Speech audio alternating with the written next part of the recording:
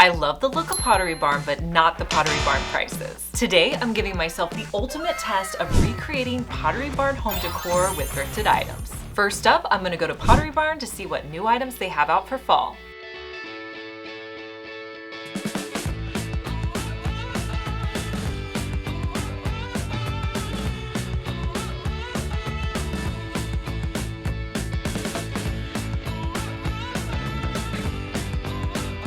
Now comes the hard part. We're gonna go to the thrift store and look for inexpensive items that we can recreate into Pottery Barn dupes. We're headed to my favorite thrift store, Blessings Abound.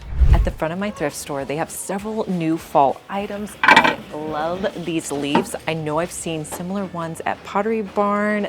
This is gonna be a great DIY. After I remove the labels from the leaf tray, I'm going to spray paint it with the color Sand Dollar. This is a really great putty ivory color. I'm gonna do one coat on the back side and another coat on the front side. To mimic the look of the Pottery Barn tray, I'm gonna use a foam brush. Now the Pottery Barn one had a lighter colored gold on it, and I'm going to place that all around the outside edge of the tray. Then I'm gonna go into the middle and create veins. After I have the veins drawn, I'm going to dab them so that they're smeared just a little bit. Now, if you add too much, you can always add some ivory paint on top to tone it down.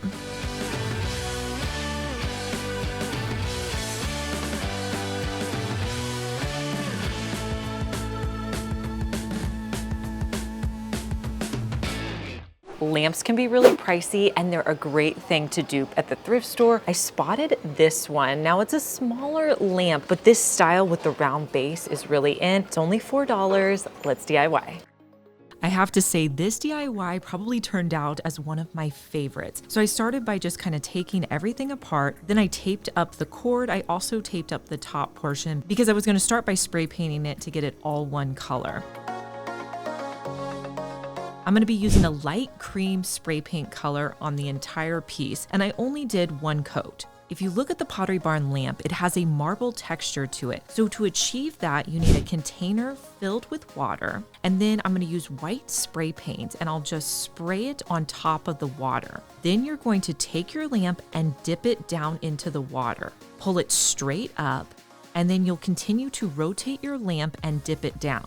If you need to add in more paint, you can do that as well. Look at how this technique creates a fun marble texture. Now, because I had a color underneath that was really light and I'm using white, it's very subtle. Now, if you have a dingy lampshade, you can use chalk paint or acrylic paint to give it new life. I recommend doing 2 coats and apply that with your brush. I'm gonna remove all the excess paper and assemble my lamp back together. How adorable is this? And it looks so much like the Pottery Barn one.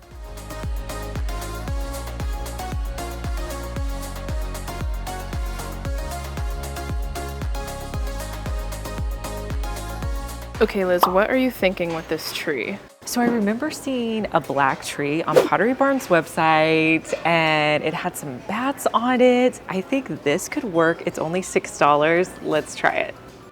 This turned out to be so perfect for this time of year. I used a matte black spray paint and spray painted the entire tree. Next, I found some clip art of bats and cut those out on my printer. I'm going to be using the larger one and I'm going to trace probably 6 on a piece of black cardstock. Then I'll cut out each of the bats. Now you may have some fairy lights from Dollar Tree. These I picked up in a large pack off of Amazon. The reason I like them is because they had a really small base. So I'm gonna hot glue the base on the back of the tree and then wrap it around my tree. I ended up using 2 strands of lights and I just hot glued the bases onto each other. Now I'm going to sporadically put the bats on around my tree, just wherever I think they need to go.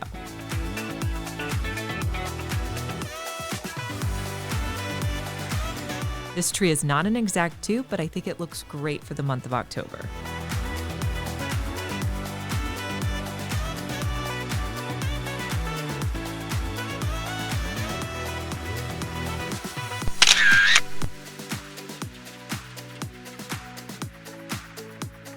Make sure you paint that subscribe button. If you're watching me on your phone, the subscribe button is right next to my channel name. Click the red subscribe button so it goes from red to gray. You can also click the notification bell so you can see more videos like my Dollar Tree DIYs, home hacks, and room makeovers. I found these really cool laminate boxes at Pottery Barn that I want to try to recreate. So I think I'm going to go with this set of boxes, this 2 set, and I also picked up some laminate off of Amazon, so let's put it together. I was able to find burlwood laminate off of Amazon. I did pick up 2 packages for this DIY, and I'll link it for you down in the description box. I removed all the hardware from the back of my boxes. Then I cut out a piece that would exactly cover the top lid of my blue box, and I'm going to pull off the backing and place it in the center. Then I'm going to start with the front edge, tucking it and making sure I don't have any air bubbles. I'll cut off any excess.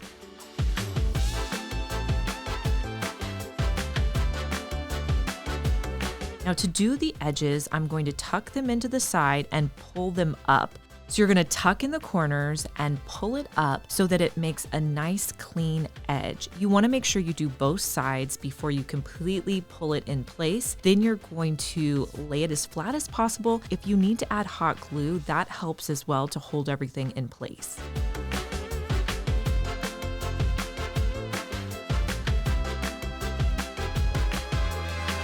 I'm going to repeat those same steps with the bottom half of my box.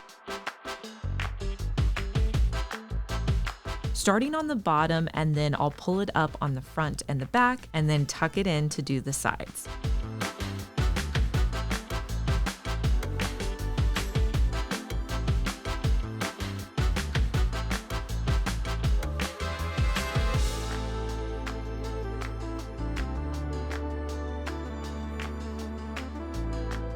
And then I'll assemble that box back together. Now this one, I wasn't able to take it apart, so I had to kind of put it on the bottom edge, and then I did the top of the lid. I had to go back in and cut a little bit just to make sure it looked nice.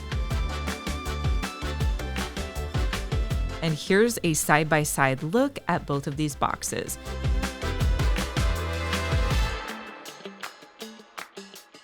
Pottery Barn is definitely known for their vases, and you can dupe these so easily here at the thrift store. Find a vase that's a similar shape to a Pottery Barn vase that you like, and you can do so many different DIYs to it. I think the key to getting an aged vase is doing multiple layers and multiple steps. So you want to start by getting it all one color. So I sprayed the entire piece with the color Sand Dollar. Next, I'm going to mix an ivory and terracotta color. I was trying to get a cream color, so I just mixed these 2 colors together. I added in a little bit of yellow that I had until I got my desired color. I'm going to dip my paint into my brush, then dip it into a little bit of water, wipe off the excess, and then I'm going to brush it onto my vase. The next step is to add the gray dots. In the original one, it had some dots on it, so I'm just going to dab it into my gray and just dot it all around my vase. Now from here, I'm going to let it dry before I continue. Next, I wanted to add a little bit of brown, so I had the color fawn. I'm going to add that to my piece, and I'll immediately wipe off any excess. I did add in a little bit of water to make it look smeared. And you're just going to continue to add paint until you're happy with it. If for some reason you get it too dark, come back in with that ivory color to tone it down a bit. When you're finally happy with the way it looks, you want to add in some branches. These are from Hobby Lobby. I'm going to trim them down a bit. I wanted something that was similar to that deep color from the Pottery Barn vase.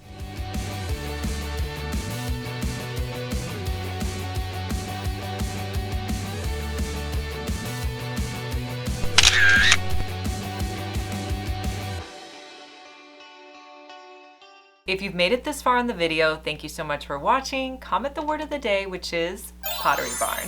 Over here in the glassware section, I have a Pottery Barn dupe for these glass containers. All right, I have to say, you guys, this one did not turn out the exact way that I wanted it to, but I'm going to kind of show you what I did and tell you what I'd change for next time. So I needed a base to put my Quikrete in for this. So I got 3 lemonade containers because I needed something pretty long. And and I'm gonna put one in the center, and then I taped them up. I felt like this was a good idea, but the problem with this was it wasn't completely flat along the center, so I did have some of those lines whenever I took it out of the mold. If you guys have any suggestions for a better mold that I could do, I would love your suggestions. Next, I mixed up Quikrete and water. I will say for this project, I needed quite a bit of Quikrete, so I had to buy a larger one.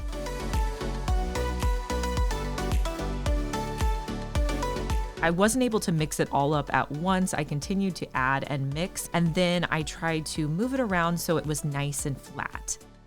Then I took some painter's tape to hold it together. Then I placed my glass containers into the mold, and I tried to make them as level as possible. I was able to get 5 in the container. I let this sit overnight.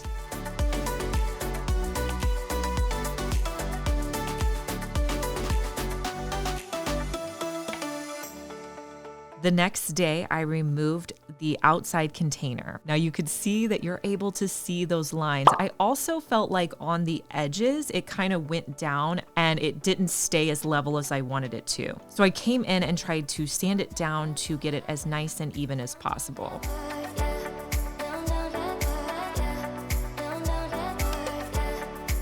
I cleaned up all of my jars and I added in some candles. Although it's not perfect, I do feel like it's similar to the Pottery Barn piece. I feel like for the future, I just need to find a better mold. Maybe I could use a cardboard box that was the correct size. I don't know. Let me know what you guys think.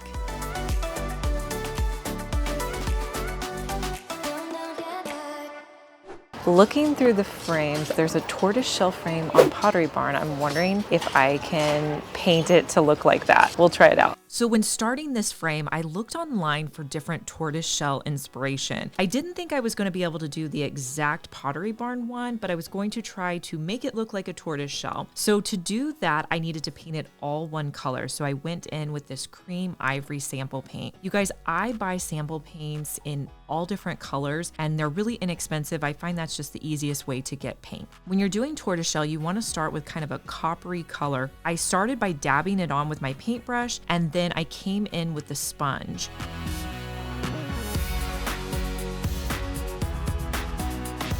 Next, you want to go in with more of a fine detail brush and you're going to add on your black. You do want to definitely go in and sponge your black as well to make it look very blended.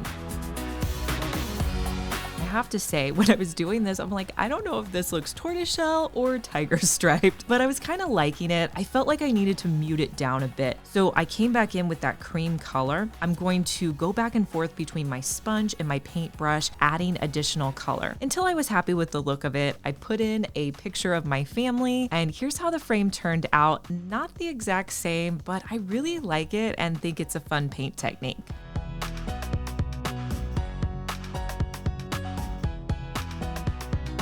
These candle holders look so much like Pottery Barn. They have a really heavy weight to them. They're $4 each. So I'm gonna show you how to style these without doing anything to them.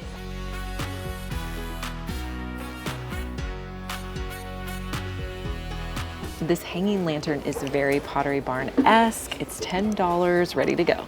You can find so many great dupes at the thrift store that you don't have to do anything to. All I did was clean this up, added in some Dollar Tree black rocks and a puck light, and this is good to go in your home and a fraction of the cost.